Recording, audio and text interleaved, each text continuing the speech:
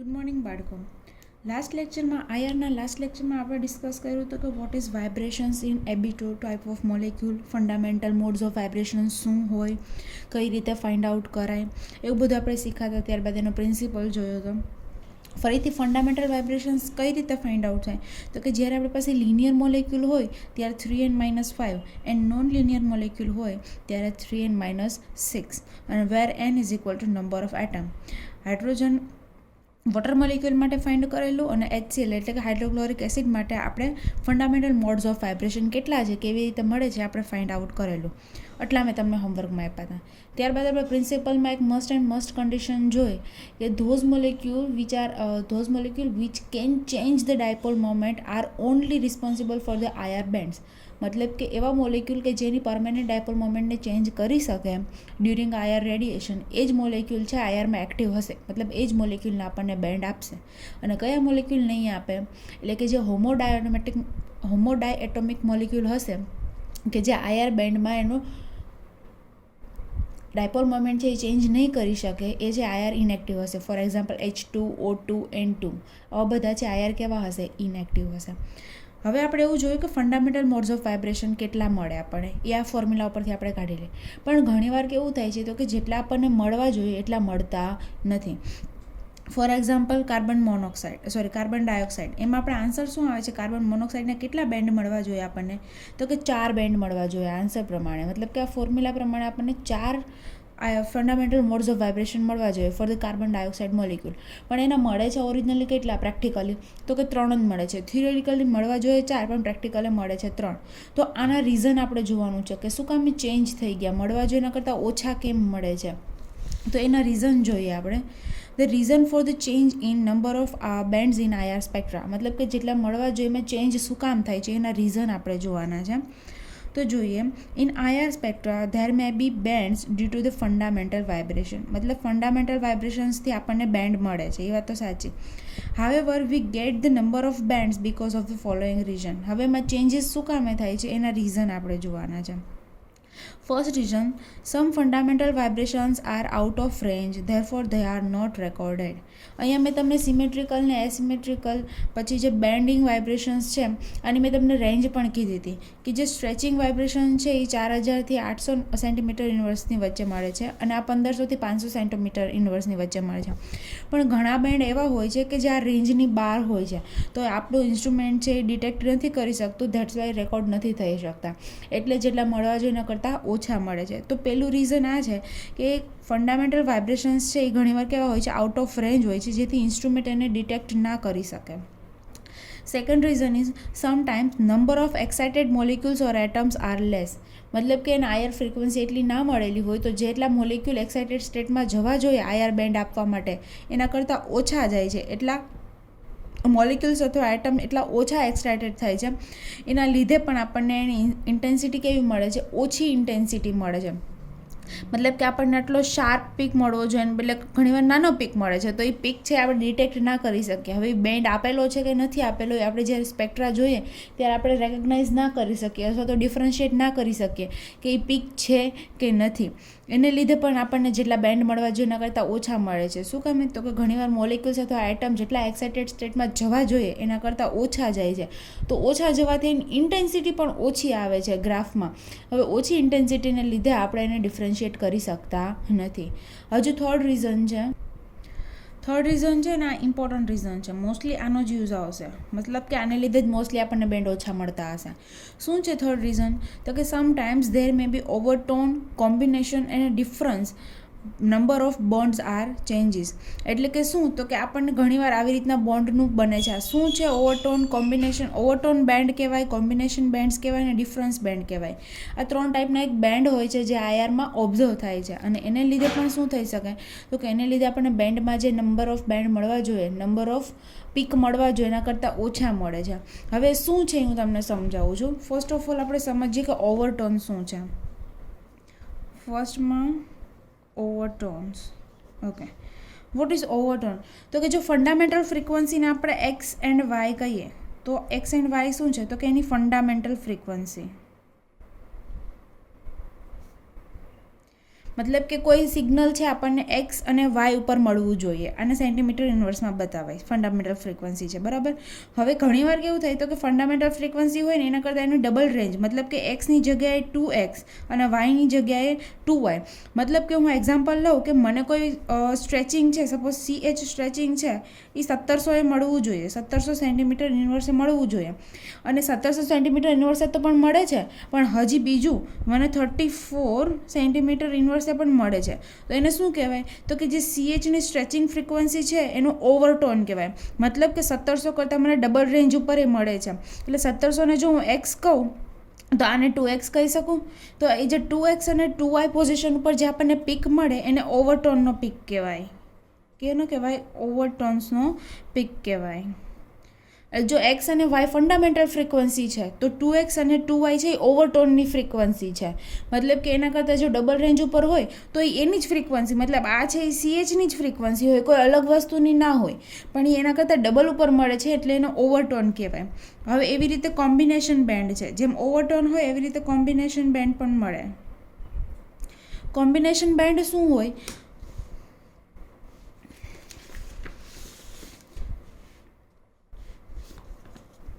Okay, combination band એટલે કે x અને વાયનો બેનું મિક્સ થઈને એક બેન્ડ મળે. મતલબ કે જો એક્સની ફ્રીક્વન્સી 1700 સેન્ટીમીટર હોય, X is equal to 1700 centimetre inverse હોય, Y is equal to 1800 centimetre inverse હોય, તો આપણને ઘણીવાર ક્યાં પીક મળે તો કે આ બંનેનું કોમ્બિનેશન થઈને મને 3500 એ પણ એક પીક મળે. તો એને કહેવાય કોમ્બિનેશન પીક. એટલે કે એક્સ અને વાયના મિક્સરથી મને એક પીક મળેલું છે. જેમ એક્સ અને વાયથી મળી શકે એવી રીતે એક્સ અને 2yથી પણ મળી શકે, 2x અને વાયથી પણ મળી શકે. તો આવી રીતના જે પીક આવતા હોય એને કોમ્બિનેશન પીક કહેવાય. અને થર્ડ વન છે ડિફરન્સ બેન્ડ.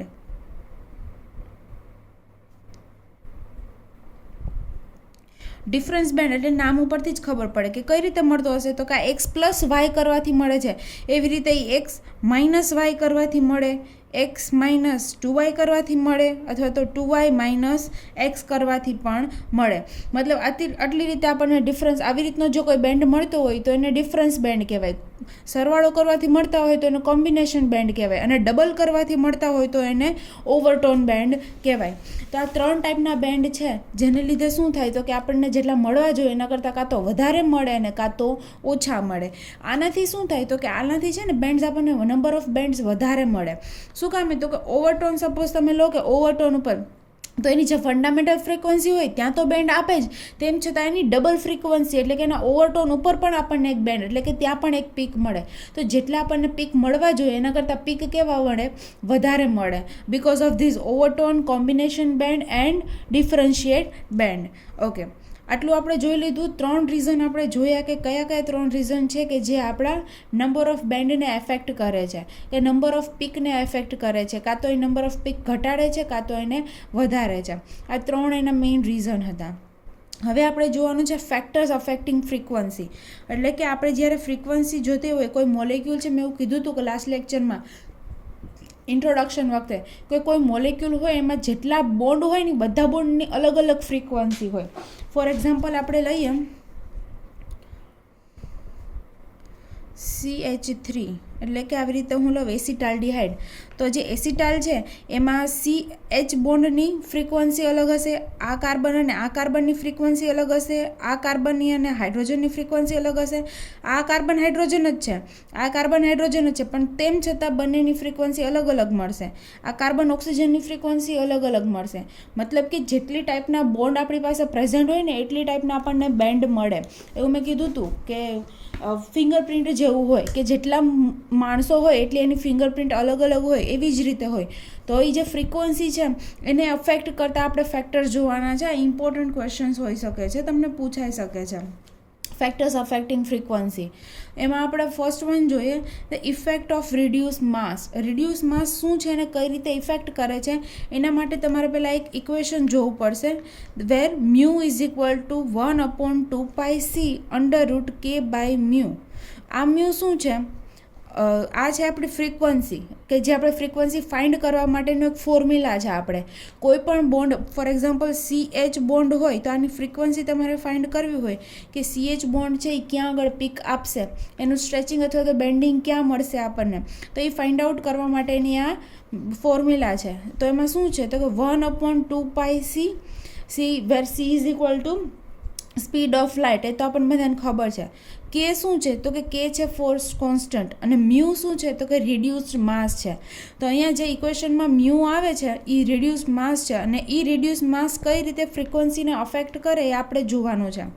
તો શું છે પહેલાં તો reduced mass.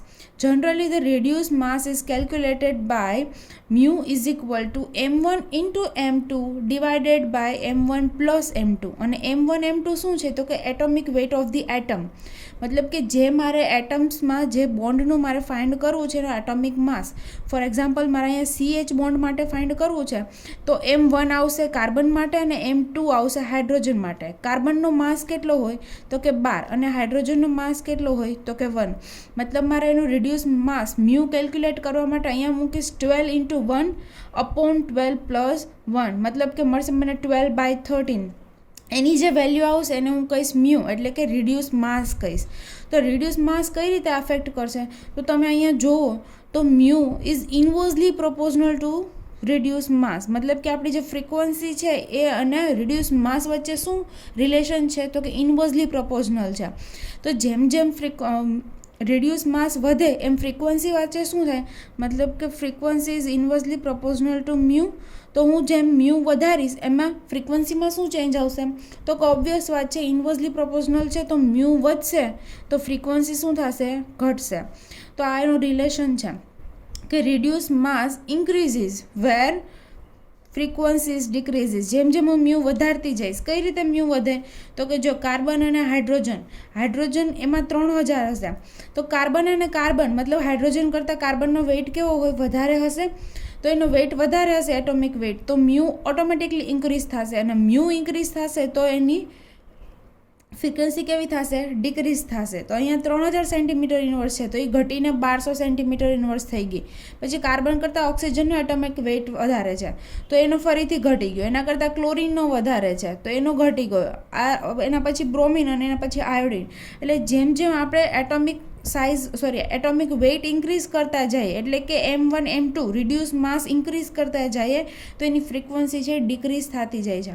તો MCQમાં પણ આવી રીતે પૂછી શકે કે what is the relationship between the reduce mass and frequency, અથવા તો 2 માર્ક્સમાં પૂછવું હોય તો પણ ક્વેશ્ચન તમને પૂછી શકે કે show that if we are ઇન્ક્રીઝીસ the reduce mass the frequency is going to decrease, explain with suitable example. તો આ રીતે તમારે એક્સપ્લેન કરવાનું હોય છે કે કઈ રીતે રિડ્યુસ માસ છે એ ફ્રીક્વન્સીને એફેક્ટ કરે છે. હવે આપણે રિડ્યુસ માસ જોયું, એવી રીતે હવે ફોર્સ કોન્સ્ટન્ટ પણ જોઈએ. હવે ફોર્સ કોન્સ્ટન્ટ શું છે અને કઈ રીતે એફેક્ટ કરે છે એ આપણે જોવાનું છે. તો ફોર્સ કોન્સ્ટન્ટ સૌથી પહેલાં શું છે, as the force constant between the bonds ઇન્ક્રીઝીસ the frequency also ઇન્ક્રીઝીસ. હવે તો આપણને દેખાય છે ને, શું કામે તો કે frequency directly proportional to the force constant according to this equation. આ ઇક્વેશન અનુસાર તમે જુઓ તો કે એટલે કે ફોર્સ કોન્સ્ટન્ટ છે એ આપણી ફ્રીક્વન્સીને ડાયરેક્ટલી પ્રોપોર્શનલમાં હોવાથી જેમ ફોર્સ કોન્સ્ટન્ટની વેલ્યુ વધશે તો ફ્રીક્વન્સીની વેલ્યુ ઓટોમેટિક વધશે. હવે ફોર્સ કોન્સ્ટન્ટ એટલે શું તો કે જો carbon single bond carbon double bond carbon and carbon triple bond carbon, જેમ નંબર ઓફ બોન્ડ ઇન્ક્રીઝ થતા જાય છે એમ એની સ્ટ્રેન્થ વધતી જાય. આપણને ખબર છે સિંગલ બોન્ડ કરતાં ડબલ બોન્ડ વધારે સ્ટ્રોંગ હોય, ડબલ બોન્ડ કરતાં ટ્રિપલ બોન્ડ એનાથી વધારે સ્ટ્રોંગ હોય. તો એ સ્ટ્રોંગ હોય મતલબ કે એનો ફોર્સ કોન્સ્ટન્ટ કેવો થઈ જાય વધતો જાય છે. જેમ નંબર ઓફ બોન્ડ ઇન્ક્રીઝ થતા જાય એમ ફોર્સ કોન્સ્ટન્ટ વધતો જાય, અને જેમ ફોર્સ કોન્સ્ટન્ટ વધતો જાય એમ એની ફ્રીક્વન્સી પણ વધતી જાય. અહીંયા જોઈ શકો છો કાર્બન સિંગલ બોન્ડ કાર્બનની 1100, ડબલ બોન્ડ છે તો 1600 અને ટ્રિપલ બોન્ડ હોય તો 2200. તો આ રીતે ફોર્સ કોન્સ્ટન્ટ અને રિડ્યુસ માસ છે એ આપણી ફ્રીક્વન્સી ઉપર એફેક્ટ કરે છે. થર્ડ રીઝન છે that is also important factor છે કે ફર્મી રેઝોનન્સ છે એ આપણા આયર સ્પેક્ટ્રા ઉપર કઈ રીતે ઇફેક્ટ કરે છે. તો જો પહેલાં ફર્મી રેઝોનન્સ શું છે, આ ઇમ્પોર્ટન્ટ છે, 2 માર્ક્સમાં પૂછાઈ શકે કે એક્સપ્લેન ફર્મી રેઝોનન્સ અથવા તો એવું પણ પૂછાય કે explain overtone and Fermi resonance, explain combination band and Fermi resonance. ટૂંકમાં ફર્મી રેઝોનન્સ ઇમ્પોર્ટન્ટ છે, તમને પૂછી શકે. તો જો ફર્મી રેઝોનન્સ શું છે. Fermi resonance occurs when overtone and combination bands lie close to the fundamental absorption band. Okay, એટલે શું કહેવા માગે છે એ હું તમને એક્સપ્લેન કરું. એણે એવું કીધું કે જ્યારે સપોઝ કે આપણી ઓવરટોન આપણી ફંડામેન્ટલ ફ્રીક્વન્સી એક્સ છે, એ તો આપણે જે રાખેલી છે એ જ રાખીએ કે ફંડામેન્ટલ ફ્રીક્વન્સી છે. હું એ લખું કે ફંડામેન્ટલ ફ્રીક્વન્સી છે એ એક્સ છે. ફોર એક્ઝામ્પલ હું કહું કે એ 3400 સેન્ટીમીટર ઇન્વર્સ છે. ફંડામેન્ટલ કહું છું. હા, તો ફંડામેન્ટલ ફ્રીક્વન્સી આપણી આટલી છે. હવે હું એક ઓવરટોન લઉં છું અને મને કોઈનો ઓવરટોન છે એ 3300 સેન્ટીમીટર ઇન્વર્સે મળે છે. ઓવરટોન અથવા તો હું લઈ શકું કોમ્બિનેશન બેન્ડ. કોઈનો કોમ્બિનેશન બેન્ડ છે એ મને 3500 સેન્ટીમીટર ઇન્વર્સે મળે છે. તો ઓવરટોન અથવા તો કોમ્બિનેશન બેન્ડ એ બંને છે ને ફંડામેન્ટલ ફ્રીક્વન્સીથી નજીક આવે છે. આ એક્ઝામ્પલ છે, હા, તમને સમજાવવા માટે કે કોઈ વસ્તુનો ફોર એક્ઝામ્પલ કે CO બોન્ડ છે એનો ઓવરટોન છે એ મને 3300 સેન્ટીમીટર મળે છે, એનું કોમ્બિનેશન બેન્ડ મને 3500 સેન્ટીમીટર ઇન્વર્સે મળે છે. અને કોઈ એક છે ફોર એક્ઝામ્પલ મારી પાસે CH છે, એનો ફંડામેન્ટલ બેન્ડ છે એ 3400 છે. તો શું થઈ જાય, નજીક ફ્રીક્વન્સી હોવાને લીધે ત્રણેયનું મિક્સઅપ થઈ જાય. તો એના લીધે જે જનરેટ થાય એને ફર્મી રેઝોનન્સ કહેવાય. ફરીથી જોઈએ, fermi resonance occur when overtone or combination bands lie closer to the fundamental absorption band. મતલબ કે ઓવરટોનની ફ્રીક્વન્સી અને ફંડામેન્ટલની ફ્રીક્વન્સી જ્યારે એકબીજાની નજીક હોય ત્યારે the coupling between overtone or combination with the fundamental band is called Fermi resonance. એટલે કે ત્યારે એનું કપલિંગ થાય, એટલે કે આપણે ફંડામેન્ટલની જે ફ્રીક્વન્સી છે એ અને ઓવરટોનની ફ્રીક્વન્સી જ્યારે એકબીજાની બાજુમાં હોય ત્યારે એ બંને વચ્ચે શું થાય, તો કે કોમ્બિનેશન થઈને કપલિંગ થઈને મને શું આપશે, ફર્મી રેઝોનન્સ આપશે. એ બે વચ્ચે જે કપલિંગ થવાની મેથડ છે એને કહેવાય Fermi resonance. Due to Fermi resonance frequency changes. હવે ફર્મી રેઝોનન્સથી શું ચેન્જીસ આવે છે આપણે ફ્રીક્વન્સીમાં, આપણે તો મેઇન જ જોવાનું છે ને, એના ફેક્ટર્સ જોઈએ છીએ એટલે. તો due to Fermi resonance frequency changes. કઈ રીતે ફ્રીક્વન્સી ચેન્જ થાય છે એક્ઝામ્પલ જોઈએ છે આપણે methylene ગ્રુપથી. For example methylene group છે એમાં બે ટાઈપના વાઇબ્રેશન આપણને મળશે. એક સિમેટ્રિકલ વાઇબ્રેશન, મતલબ કે કાં તો બે બોન્ડ એક સાથે ખેંચાતા હશે, એક બાજુ પાછા નજીક જતા હશે.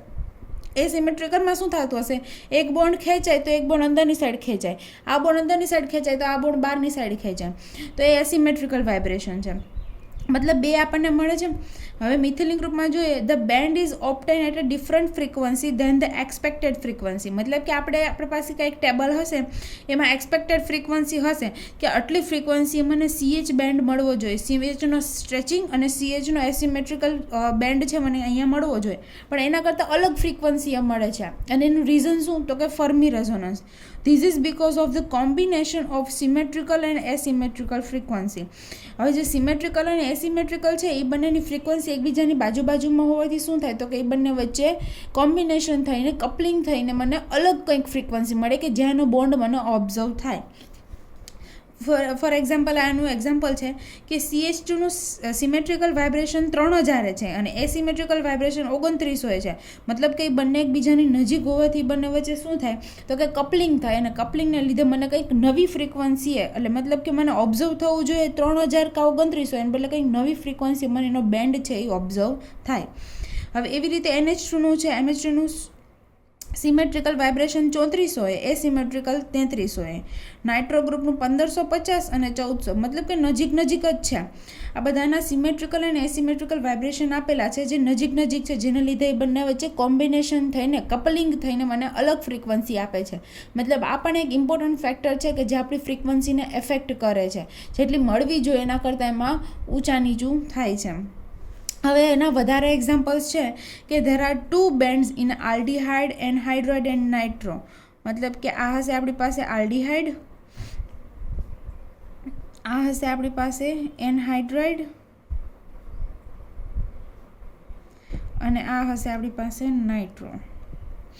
હવે આમાં આપણને છે ને 2 બેન્ડ્સ મળે છે. એક જ બેન્ડ મળવો જોઈએ ને. ફોર એક્ઝામ્પલ કે આલ્ડીહાઇડ છે તો મને એક જ બેન્ડ મળવો જોઈએ, પણ એની જગ્યાએ 2 બેન્ડ્સ મળે છે. આલ્ડીહાઇડના 2 બેન્ડ મળે, એનહાઇડ્રાઇડના 2 બેન્ડ મળે, નાઇટ્રોના 2 બેન્ડ મળે. મેં એવું કીધું હતું કે જ્યારે ઓવરટોનને આવી રીતના થતા હોય ને ત્યારે નંબર ઓફ બેન્ડ્સ ઓછા મળવાની જગ્યાએ વધારે મળી જાય, કારણ કે આપણને એની ફંડામેન્ટલ ફ્રીક્વન્સી એનો બેન્ડ આપે અને એના ઓવરટોન ઉપર એનો બેન્ડ આપે. તો એના લીધે શું થાય તો કે આપણે એક્સપેક્ટ કર્યા હોય 4 અને મળે આપણને 5, કારણ કે એક બેન્ડ ઓવરટોનવાળો હોય. તો એના લીધે આલ્ડીહાઇડના પણ એવી રીતે 2 બેન્ડ મળે, એનહાઇડ્રાઇડના પણ 2 બેન્ડ મળે અને નાઇટ્રોના પણ 2 બેન્ડ મળે છે. મતલબ કે નંબર ઓફ બેન્ડ વધી જાય છે, નંબર ઓફ પીક ઇન્ક્રીઝ થઈ જાય છે. Thus, fundamental and overtone have a frequency closer to each other. मतलब કે ફંડામેન્ટલ બેન્ડની અને મતલબ કે કોઈ એકની ફંડામેન્ટલ ફ્રીક્વન્સી અને કોઈ બીજા મોલેક્યુલની ઓવરટોનિક ફ્રીક્વન્સી જ્યારે એકબીજાની નજીક હોય એટલે frequency close to each other, so the signal appears at the frequency higher or lower relative to origin.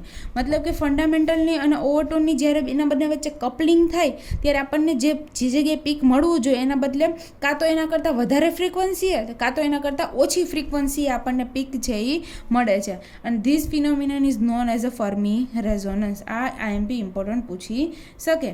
Explain the Fermi resonance. તો આ રીતે તમારે એક્સપ્લેન કરવાનું હોય છે. હવે જોઈએ આપણે ચોથું ફેક્ટર કે હાઇડ્રોજન બોન્ડિંગ છે એ કઈ રીતે આયર સ્પેક્ટ્રા ઉપર ઇફેક્ટ કરે છે. મતલબ કે કોઈ મોલેક્યુલની અંદર હાઇડ્રોજન બોન્ડિંગ થાય છે તો એની આયર સ્પેક્ટ્રા ઉપર શું ઇફેક્ટ પડે છે. મતલબ કે એનાથી આપણી આયરની જે ફ્રીક્વન્સી છે, કોઈ મોલેક્યુલની ફ્રીક્વન્સી છે કોઈ બોન્ડની, તો એના ઉપર શું ઇફેક્ટ થાય છે because of the hydrogen bonding. હવે આપણે જોઈએ પહેલાં તો એ ખબર હોવી જોઈએ કે હાઇડ્રોજન બોન્ડિંગ કોના વચ્ચે થાય. એક હોય હિટ્રો એટમ અને એક હોય હાઇડ્રોજન એટમ.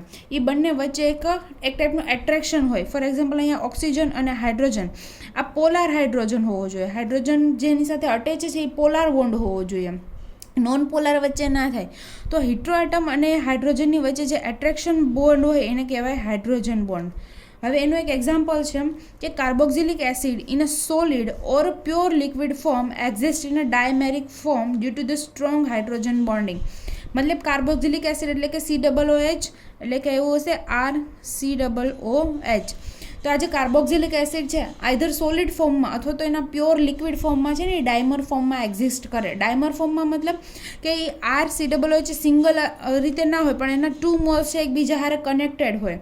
આ એનું સ્ટ્રક્ચર છે કે કઈ રીતે ડાયમરાઇઝેશન હોય છે.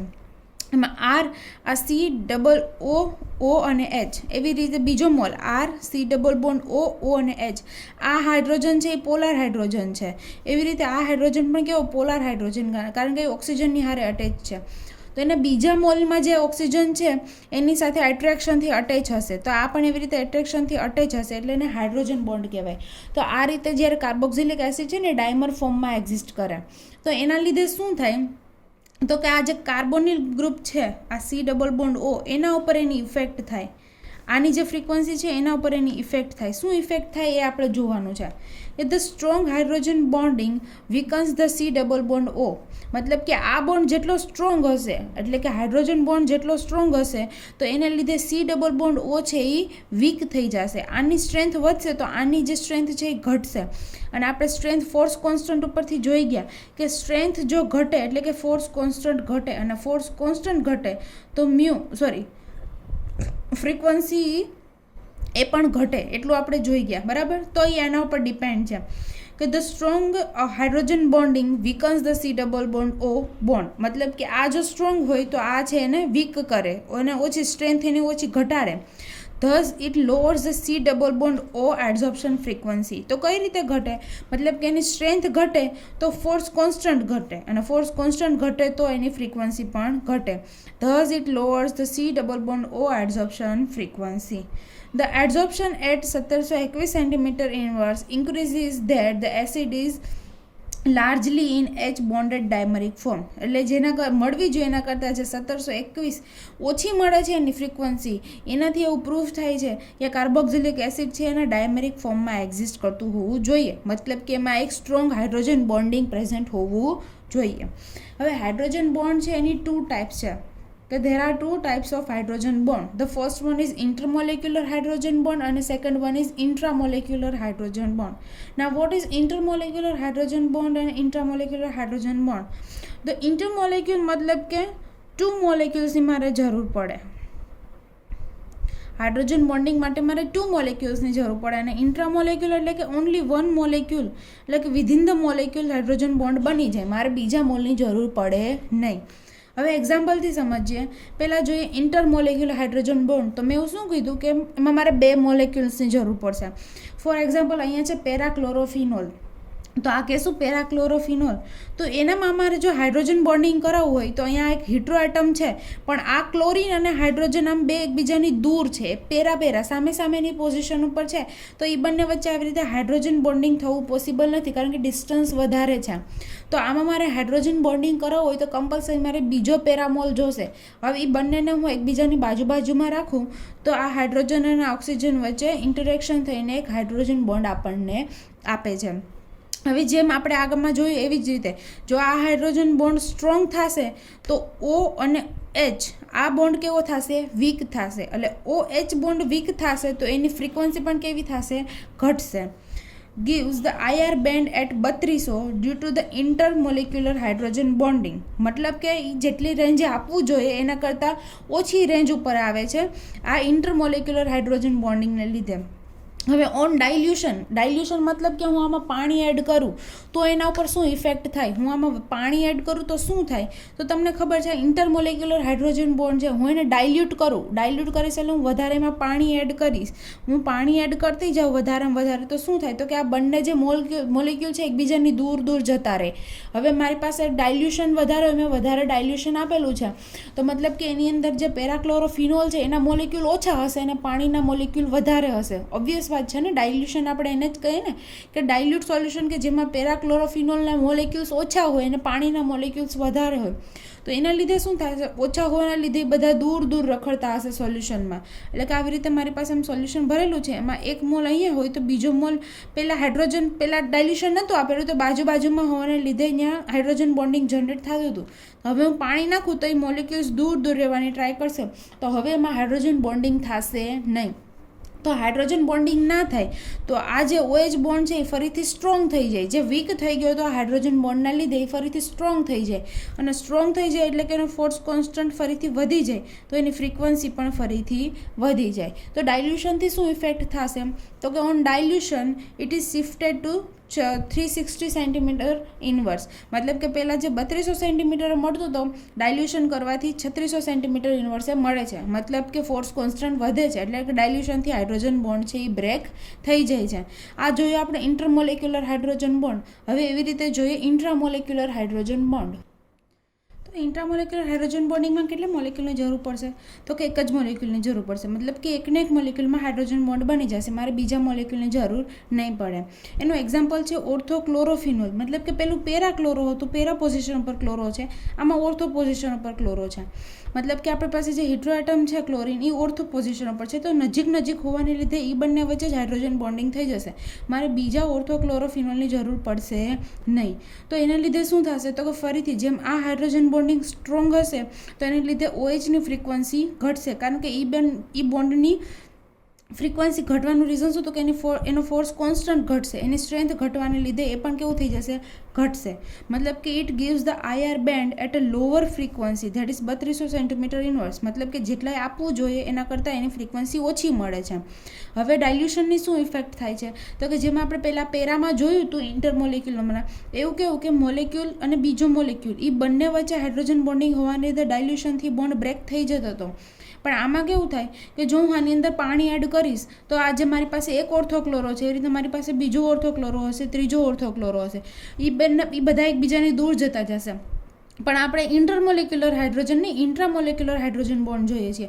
મતલબ કે હાઇડ્રોજન બોન્ડ તો એક મોલેક્યુલની અંદર જ છે તો એના ઉપર હું ગમે એટલું પાણી નાખું આ બોન્ડ બ્રેક થશે નહીં, કારણ કે આ હાઇડ્રોજન બોન્ડ છે ઇન્ટર છે, એકને એક મોલેક્યુલમાં છે પણ મોલેક્યુલ તો તૂટવાનો નહીં ને પાણી એડ કરવાથી. તો આ ઇન્ટરમોલેક્યુલર હાઇડ્રોજન બોન્ડ નથી, ઇન્ટ્રા હોવાને લીધે સ્ટ્રોંગ હશે અને એ જેટલો સ્ટ્રોંગ હશે તો ડાયલ્યુશનની ઇફેક્ટ થશે નહીં. મતલબ કે due to the intramolecular no effect on dilution. હું ગમે એટલું ડાયલ્યુશન આપું એના બોન્ડિંગમાં કોઈ પણ જાતનો ચેન્જ આવશે નહીં. પહેલાંમાં તો હાઇડ્રોજન બોન્ડ છે એ બ્રેક થઈ જતો તો એને લીધે એની ફ્રીક્વન્સી ફરીથી વધી જતી હતી.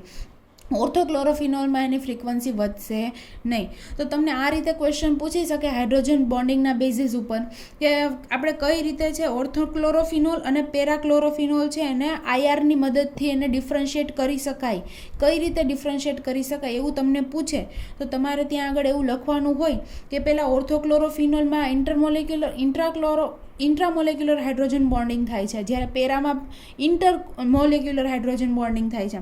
તો એને લીધે શું થાય તો કે જ્યારે ડાયલ્યુશન કરું તો પેરાવાળા જે છે મતલબ કે ઇન્ટરમોલેક્યુલર છે એની ફ્રીક્વન્સી વધી જાય છે અને ઇન્ટ્રા છે એની ફ્રીક્વન્સીમાં કોઈ ચેન્જીસ આવતો નથી. તો આ રીતે આપણે એને આઈઆરની મદદથી સેપરેટ કરી શકાય. હવે ફિફ્થ રીઝન જોઈએ આપણે. ફોર્થ ફેક્ટર જોયું હાઇડ્રોજન બોન્ડિંગ. હવે એવી રીતે ફિફ્થ ફેક્ટર છે ઇલેક્ટ્રોનિક ઇફેક્ટ. ઇલેક્ટ્રોનિક ઇફેક્ટ એટલે શું તો કે આપણે આઈ અને આર, આઈ શું છે તો કે ઇન્ડક્ટિવ ઇફેક્ટ અને આર શું છે રેઝોનન્સ. આઈ એટલે કે ઇન્ડક્ટિવ અને આર એટલે કે રેઝોનન્સ ઇફેક્ટ. રેઝોનન્સ અને ઇન્ડક્ટિવ ઇફેક્ટનો શું ઇફેક્ટ થાય છે આપણે આયર મતલબ કે આપણે ફ્રીક્વન્સી ઉપર એ આપણે ચેક કરવાનું છે. આલ્ડીહાઇડ, કીટોન, એસિડ આપણે લખી નાખીએ. આ હશે આલ્ડીહાઇડ, હવે આ હશે કીટોન, પછી છે એસિડ, એસ્ટર, અમાઇડ્સ,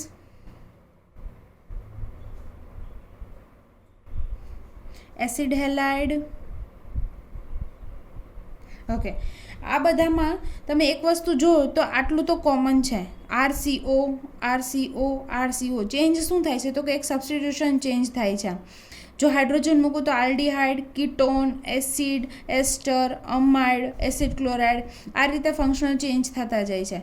તો હવે એના લીધે આ જે સીઓ બોન્ડ છે, કાર્બોનિલ બોન્ડ છે, એની ફ્રીક્વન્સી ઉપર શું ચેન્જીસ આવે છે એ આપણે જોવાના છે. એટલે કે aldehyde, ketone, acid, ester, amide and halide shows a strong CO bond stretching absorption band in a region 1500 થી 1800 સેન્ટીમીટર ઇનવર્સ. મતલબ ઇન જનરલ આપણે એવું કહીએ કે એની ફ્રીક્વન્સી છે એ 1715 સેન્ટીમીટર ઇનવર્સે મળવી જોઈએ, આ કાર્બોનિલની ફ્રીક્વન્સી. પણ હવે હું જેવા ડિફરન્ટ ગ્રુપનું અટેચ કરતી જઈશ તો એને લીધે એની ફ્રીક્વન્સીમાં ચેન્જ આવતો જશે.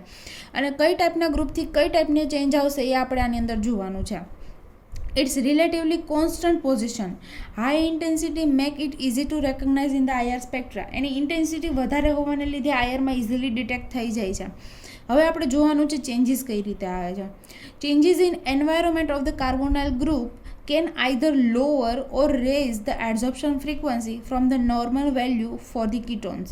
મતલબ કે એની નોર્મલ વેલ્યુ 1715 સેન્ટીમીટર હોવી જોઈએ, 1715, પણ એના ઉપર હું એન્વાયરમેન્ટની શું ઇફેક્ટ થાય છે મતલબ કે એના હું આજુબાજુમાં જે સબસ્ટેશન ચેન્જ કરતી જાઉં તો એ કાં તો એને ઘટાડે છે ફ્રીક્વન્સીને અને કાં તો રેઝ એટલે કે વધારે છે એની નોર્મલ ફ્રીક્વન્સી કરતાં.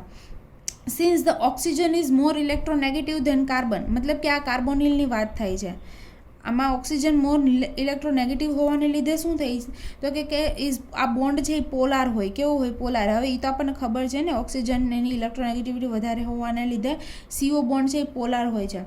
This dipolar character varies the change in the structure of carbonyl compound. મતલબ કે આના કાર્બોનિલ કમ્પાઉન્ડમાં આ જે સ્ટ્રક્ચર છે એમાં ચેન્જીસ આવે છે અને કેના ઉપર ડિપેન્ડ તો કે આ બાજુમાં કયું ગ્રુપ જોડેલું છે એના ઉપર ડિપેન્ડ કરે છે. And affect the absorption frequency, અને એને લીધે એડઝોર્પ્શન ફ્રીક્વન્સીમાં ચેન્જીસ આવે છે. The direction of shift depends on whether the inductive effect or resonance effect predominant. મતલબ કે કાં તો એ જે ફ્રીક્વન્સી છે એ વધશે અને કાં તો એ ફ્રીક્વન્સી છે એ ઘટશે. એટલે એની ડાયરેક્શન છે એ કેના ઉપર ડિપેન્ડ કરે છે કે ઇન્ડક્ટિવ ઇફેક્ટ કે રેઝોનન્સ ઇફેક્ટ કઈ પ્રિડોમિનન્ટ છે એના ઉપર ડિપેન્ડ કરે છે. તો આપણે બંને ઇફેક્ટ પણ જોઈ લઈએ અને એને કઈ રીતે ઇફેક્ટ કરે છે એ પણ આપણે જોઈ લઈએ. તો પહેલું છે ઇન્ડક્ટિવ ઇફેક્ટ. તો ઇન્ડક્ટિવ ઇફેક્ટ આ રીતે આપે, મતલબ કે બોન્ડથી આવી રીતે ઇલેક્ટ્રોન્સ આપશે. હવે ઇન્ડક્ટિવ ઇફેક્ટ આપણી પાસે બે ટાઈપની હોય, એકને પ્લસ આઈ કહેવાય અને એકને માઇનસ આઈ કહેવાય. પ્લસ આઈ શું કરે તો કે ઇલેક્ટ્રોન ડેન્સિટી છે કાર્બોનિલને આપે, અને માઇનસ આઈ શું કરે તો કે ઇલેક્ટ્રોન ડેન્સિટી છે કાર્બોનિલ પાસેથી ખેંચી લે. એટલે આવી રીતની આપણી પાસે બે ઇફેક્ટ હોય. હવે એવી રીતે રેઝોનન્સ ઇફેક્ટ હોય. રેઝોનન્સ ઇફેક્ટ શું કરે તો કે એની પાસે જે લોન પેર હોય, અહીંયા લોન પેર હશે, એ લોન પેર ડોનેટ કરશે. તો આ બોન્ડ અહીંયા આવે તો ત્યાં મળે પોઝિટિવ ચાર્જ, અને આ જે ડબલ બોન્ડ હોય એ ખુલીને ઓક્સિજન પર જતો રહે. મતલબ કે આ રીતે રેઝોનન્સ થતું હોય. એમાં આ જે હેટ્રો એટમ અટેચ છે તો આ બોન્ડ છે એ અહીંયા આવશે, તો આ બોન્ડ ખુલીને ઓક્સિજન પર જતો રહે. મતલબ કે અહીંયા ડબલ બોન્ડ આવશે અને અહીંયા લોન પેર ડોનેટ કરી, મતલબ ત્યાં પોઝિટિવ ચાર્જ, અને આ ડબલ બોન્ડ ખુલીને સિંગલ બોન્ડમાં કન્વર્ટ થઈ જાય અને ઓક્સિજન ઉપર નેગેટિવ ચાર્જ. હવે એક વસ્તુ તમારે સમજવાની અહીંયા એ છે મેઇન કે સિંગલ બોન્ડ કરતાં ડબલ બોન્ડ છે એ કેવો હોય, નાનો હોય. મતલબ કે એની બોન્ડ લેન્થ ઓછી હોય, અને એના કરતાં ટ્રિપલ બોન્ડની બોન્ડ લેન્થ વધારે ઓછી હોય. સિંગલ બોન્ડ મોટો હોય, ડબલ બોન્ડ એનાથી નાનો હોય, ટ્રિપલ બોન્ડ એનાથી નાનો હોય. અથવા તો હું એવું પણ કહી શકું કે જેમ બોન્ડ ઓર્ડર વધે એમ બોન્ડની લેન્થ છે એ ઘટે. આમાં બોન્ડ ઓર્ડર 1 છે, આમાં 2 છે, અને આમાં 3 છે, તો આની બોન્ડ લેન્થ વધારે છે, આની એનાથી ઓછી ને આની એનાથી ઓછી. અને આપણને ખબર છે જેમ બોન્ડ લેન્થ ઘટતી જાય એમ એ બોન્ડ સ્ટ્રોંગ બનતો જાય. એવું મેં તમને હમણાં શીખવાડ્યું કે સિંગલ બોન્ડ કરતાં ડબલ બોન્ડ વધારે સ્ટ્રોંગ હોય, એના કરતાં ટ્રિપલ બોન્ડ એનાથી વધારે સ્ટ્રોંગ હોય. તો આપણે હવે એ જ જોવાનું છે કે આ ડબલ બોન્ડ છે એના ઉપર શું ઇફેક્ટ થાય છે, એ બોન્ડમાં બોન્ડ ઓર્ડર વધે છે કે ઘટે છે, એ જ જોવાનું છે. The group with minus I reduce the length of C double bond O. મતલબ શું તો કે જો અહીંયા મારી પાસે બે ગ્રુપ હોય ને, પ્લસ આઈ અને માઇનસ આઈ, તો હું એવા ગ્રુપ અટેચ કરું કે જે માઇનસ આઈ એટલે કે ઇલેક્ટ્રોન ડેન્સિટી ખેંચતા હોય, તો એને લીધે C ડબલ બોન્ડ O કેવો થશે તો કે એની લેન્થ ઘટશે, મતલબ કે એની સ્ટ્રેન્થ વધશે. એટલે કે હું એમ કહી શકું કે K વધશે. જો સ્ટ્રેન્થ વધે તો કે વધે, ને કે વધે તો એની ફોર્સ કોન્સ્ટન્ટ, હા અહીંયા જ લખેલું છે, increases the force constant and frequency of the absorption. તો ફોર્સ કોન્સ્ટન્ટ વધે તો ફ્રીક્વન્સી પણ વધે. મતલબ કે જો માઇનસ હશે તો ફ્રીક્વન્સી વધશે. હવે આપણે પ્લસની વાત કરીએ. The group with plus R, મતલબ પ્લસ આર શું કરશે, આપણી પાસે જેમ માઇનસ આઈ અને પ્લસ આઈ હોય એમ પ્લસ આર અને માઇનસ આર પણ હોય. તો પ્લસ શું કરશે તો કે ઇલેક્ટ્રોન ડેન્સિટી આપશે. તો આપવાથી શું થાય, the group with plus R increase the C double bond O bond length. મતલબ કે સી ડબલ બોન્ડની બોન્ડ લેન્થ વધારશે. વધારે મતલબ કે બોન્ડ ઓર્ડર ઘટાડે, અને બોન્ડ ઓર્ડર ઘટાડે મતલબ કે એનો ફોર્સ કોન્સ્ટન્ટ ઘટાડે, અને ફોર્સ કોન્સ્ટન્ટ ઘટે તો એની ફ્રીક્વન્સી પણ ઘટે. એટલે કે સી ડબલ બોન્ડ ઓની બોન્ડ લેન્થ વધારશે, and hence reduce the frequency of absorption. મતલબ કે એની ફ્રીક્વન્સી એને લીધે શું થશે, ઘટશે. ટૂંકમાં આપણે એવું યાદ રાખવાનું કે જો માઇનસવાળા ગ્રુપ હોય તો ફ્રીક્વન્સી વધે, અને જો પ્લસવાળા ગ્રુપ હોય તો ફ્રીક્વન્સી ઘટે. તો આ રીતે રેઝોનન્સ અને ઇન્ડક્ટિવ ઇફેક્ટ છે એ આપણી આયરની ફ્રીક્વન્સી ઉપર વર્ક કરતા હોય છે. હવે આપણે એક્ઝામ્પલ લઈને સમજીએ કે માઇનસ આઈ ઇફેક્ટ અને આર ઇફેક્ટ ઇન્ડક્ટિવ ઇફેક્ટ અને રેઝોનન્સ ઇફેક્ટ છે એ કઈ રીતે ઇફેક્ટ કરે છે, એ આપણે એક્ઝામ્પલથી સમજીએ. તો જોઈએ પહેલાં inductive effect. In alkyl group there is a plus I effect. મતલબ કે આલ્કાઇલ ગ્રુપની ઇફેક્ટ કેવી હોય, પ્લસ આઈ, અને પ્લસનો મતલબ શું, ઇલેક્ટ્રોન ડેન્સિટી આપવી. અને આપણે એવું હમણાં શીખ્યા કે ઇલેક્ટ્રોન ડેન્સિટી આપવાથી શું થાય, ફ્રીક્વન્સી ઘટે. તો આપણે ગુજરાતીમાં એ લખી નાખવાનું, જો આપે તો ફ્રીક્વન્સી ઘટે, અને જો લે તો ફ્રીક્વન્સી વધે. બરાબર, આ બે વસ્તુ યાદ રાખવાની. અને પ્લસવાળા શું કરે, આપે, અને માઇનસવાળા શું કરે, લઈ લે. તો પ્લસ આઈ ઇફેક્ટ એટલે કે in alkyl group there is a plus I effect, neighbouring bond becomes weak. તો પ્લસ આઈને લીધે શું થાય તો કે એનો નેબરિંગ ગ્રુપ એટલે કે જે સી ડબલ બોન્ડ ઓ છે એ બોન્ડ કેવો થઈ જાય, વીક થાય, અને ફોર્સ કોન્સ્ટન્ટ ડિક્રીઝ. જો આ બોન્ડ છે વીક થાય મતલબ કે એની સ્ટ્રેન્થ ઘટે તો ફોર્સ કોન્સ્ટન્ટ ઘટે, અને હેન્સ ફ્રીક્વન્સી ડિક્રીઝ મતલબ કે એની ફ્રીક્વન્સી અગેઇન ઘટે. હવે એક્ઝામ્પલ આપ્યું છે ફોર્માલ્ડિહાઇડ, એસિટાલ્ડિહાઇડ અને એસિટોન. તો ફોર્માલ્ડિહાઇડ મતલબ એક બાજુ એચ હશે અને એક બાજુ એચ હશે, બંને બાજુ હાઇડ્રોજન હશે, એટલે એની ફ્રીક્વન્સી આટલી છે. બરાબર. હવે એસિટાલ્ડિહાઇડ મતલબ કે એની જગ્યાએ હું રિપ્લેસ કરું CH3, તો CH3ની પ્લસ આઈને ઇફેક્ટને લીધે આ બોન્ડની સ્ટ્રેન્થ ઘટશે, તો એની ફ્રીક્વન્સી ઘટશે. હવે એસિટાલ્ડિહાઇડની જગ્યાએ એસિટોન લખું મતલબ કે બંને બાજુ CH3, તો બંને બાજુ CH3 હોવાને લીધે જો અહીંયા સ્ટ્રક્ચર લખું છું, આ હશે આપણું ફોર્માલ્ડિહાઇડ, આ હશે આપણું એસિટાલ્ડિહાઇડ મતલબ કે એક બાજુ CH3, અને આ હશે એસિટોન મતલબ કે બંને બાજુ CH3. તો એને લીધે શું થશે તો કે આમાં એક જાતની ઇફેક્ટ નહીં હોય તો આની કંઈક વેલ્યુ આવશે 1750. હવે આની ડોનેટિંગ ઇફેક્ટના લીધે પ્લસ આઈના લીધે આ સ્ટ્રેન્થ કેવી થઈ જશે, ઘટશે. સ્ટ્રેન્થ એની ઘટશે તો એની ફ્રીક્વન્સી એ ઘટશે 1750માંથી 1745. હવે આમાં બંને બાજુ મેં ડોનેટિંગ અટેચ કરી દીધા. એક હતું તો ઘટી, તો બે હોવાથી તો વધારે ઘટે ને, તો અગેન ઘટીને 1715. મતલબ કે જેમ ડોનેટિંગ ગ્રુપ આપણે વધારે અટેચ કરતા જાય એમ એની ફ્રીક્વન્સી વધારે ઘટતી જાય. આ પહેલું એક્ઝામ્પલ હતું ડોનેટિંગનું, મતલબ કે દેવાવાળું. હવે એક્ઝામ્પલ લઈએ છીએ લેવાવાળું, એટલે કે આ માઇનસવાળું. માઇનસ આવ્યું હોય તો શું થાય તો કે ઇલેક્ટ્રોન લઈ લે, અને ઇલેક્ટ્રોન લે તો શું થાય, ફ્રીક્વન્સી એની વધે. તો કે in halogen there is a minus I effect. હેલોજનની ઇલેક્ટ્રોન નેગેટિવિટી વધારે હોય એટલે કે માઇનસ આઈ ઇફેક્ટ બતાવશે. તો neighbouring group become stronger. Neighbouring group એટલે કેની વાત થાય છે તો કે આ સી ડબલ બોન્ડ ઓ, એ બોન્ડ આમાં વીક થતો હતો તો આમાં સ્ટ્રોંગ થતો જાય, અને સ્ટ્રોંગ થતો જાય તો ફોર્સ કોન્સ્ટન્ટ વધતો જાય, અને ફોર્સ કોન્સ્ટન્ટ વધતો જાય તો ફ્રીક્વન્સી એ વધતી જાય. આ એનું એક્ઝામ્પલ છે. પહેલાં એસિટોન, એમાં કંઈ હેલોજન અટેચ નથી કરેલું તો એની 1715. પહેલાં પછી મેં એક હેલોજન અટેચ કર્યું એટલે કે ક્લોરો એસિટોન, તો થોડીક વધી ગઈ. પછી મેં 2 હેલોજન અટેચ કર્યા તો એનાથી વધી ગઈ, અને પછી મેં 4 હેલોજન અટેચ કર્યા, 2 આ બાજુ અને 2 આ બાજુ, તો એનાથી પણ વધી ગઈ. મતલબ કે જેમ જેમ હું માઇનસવાળા ગ્રુપ વધારે અટેચ કરતી જાઉં એની ફ્રીક્વન્સી છે એ વધતી જાય. તો આ રીતે ઇન્ડક્ટિવ ઇફેક્ટ અસર કરશે.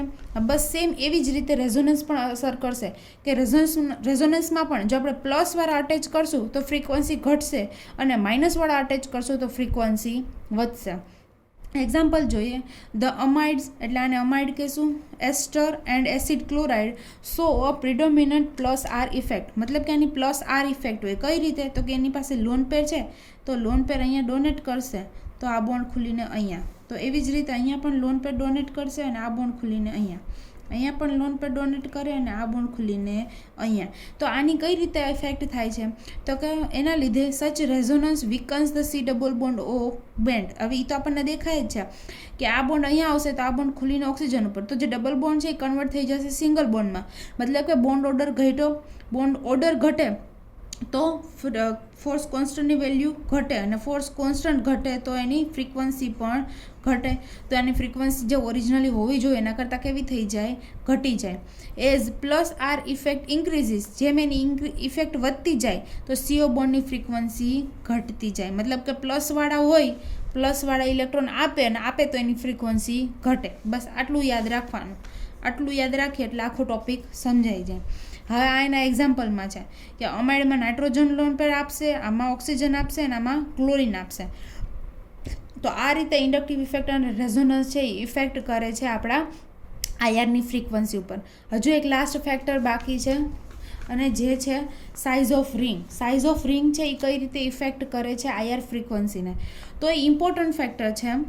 આઈએમપી લખી નાખજો. કઈ રીતે ઇમ્પોર્ટન્ટ છે તો કે ring strain in a cyclic ketone shift CO frequency to the higher frequency. એટલે એવું કહેવા માગે છે કે જેમ રિંગ સ્ટ્રેન વધે, હું અહીંયા લખી દઉં સાઈડમાં એટલે તમને સમજવું ઇઝી પડે. રિંગ સ્ટ્રેન જેમ વધે એમ એની ફ્રીક્વન્સી પણ વધે. કઈ રીતે તો કે જો આપણી પાસે અલગ અલગ રિંગ છે, સાયક્લિક કીટોનની અલગ અલગ રિંગ છે, 6 મેમ્બર, 5, 4 એન્ડ 3 મેમ્બર. તો સૌથી વધારે રિંગ સ્ટ્રેન કેમાં હશે તો કે જેમ રિંગ નાની હશે ને એમાં સ્ટ્રેન વધારે. સ્ટ્રેન એટલે શું તો કે ખેંચાણ હોવું જોઈએ. ખેંચાણ જેમ વધારે એમ શું થાય તો કે એની ફ્રીક્વન્સીમાં વધારો થાય. અને કઈ રિંગ સૌથી વધારે સ્ટ્રેન હોય તો કે જેમ નાની રિંગ થતી જાય ને એમાં એને સ્ટ્રેન વધતું જાય. મતલબ કે 3 મેમ્બર રિંગમાં સૌથી વધારે સ્ટ્રેન હશે, 4 મેમ્બરમાં સ્ટ્રેન થોડુંક રિલીઝ થાય, 5માં એનાથી વધારે રિલીઝ થાય, ને 6 મેમ્બર રિંગમાં સ્ટ્રેન બહુ ઓછું હોય. તો સ્ટ્રેન ઓછું હશે એટલે કે રિંગ સ્ટ્રેન ઓછું હશે તો એની ફ્રીક્વન્સી પણ કેવી હશે, ઓછી હશે. જો રિંગ સ્ટ્રેન વધારે હશે તો એની ફ્રીક્વન્સી વધારે હશે. મતલબ કે સાયક્લોપ્રોપેનમાં સૌથી વધારે રિંગ સ્ટ્રેન હોવાને લીધે એની ફ્રીક્વન્સી વધારે, એટલે કે 18 એના કરતાં 4 મેમ્બરમાં ઘટે, એના કરતાં 3 મેમ્બરમાં ઘટે, અને સૌથી વધારે 6 મેમ્બરમાં ઓછી હોય. મતલબ કે ring strain in a cyclic ketone shift the frequency to higher frequency. જેમ રિંગ સ્ટ્રેન વધે એમ એની ફ્રીક્વન્સી વધે. That is, as the ring strain increases, CO frequency also increases. તો આ જે 6 છે આપણા રિસ્પોન્સિબલ ફેક્ટર્સ હતા આયર ફ્રીક્વન્સીને કઈ રીતે અફેક્ટ કરે છે એના માટે ઇમ્પોર્ટન્ટ છે. તમને 6 કે 8 માર્ક્સમાં પૂછી શકે હવે તમારે 8 માર્ક્સના જ ક્વેશ્ચન્સ આવશે તો 8 માર્ક્સમાં આ ક્વેશ્ચન તમને પૂછાઈ શકે કે આઈઆરની ફ્રીક્વન્સી ઉપર કયા કયા ફેક્ટર્સ અફેક્ટ કરે છે એને લિસ્ટ આઉટ કરો અને બધાને એક્સપ્લેન પણ કરો. તો આ 6 ફેક્ટરને તમારે લિસ્ટ આઉટ કરીને એને એક્સપ્લેન કરવાના આ રીતે રહેશે વિથ સુટેબલ એક્ઝામ્પલ. તો અહીંનો લેક્ચર આપણે અહીંયા સુધી રાખીએ. નેક્સ્ટ લેક્ચરમાં વધારે કંઈક આઈઆર વિશે શીખીશું. Thank you.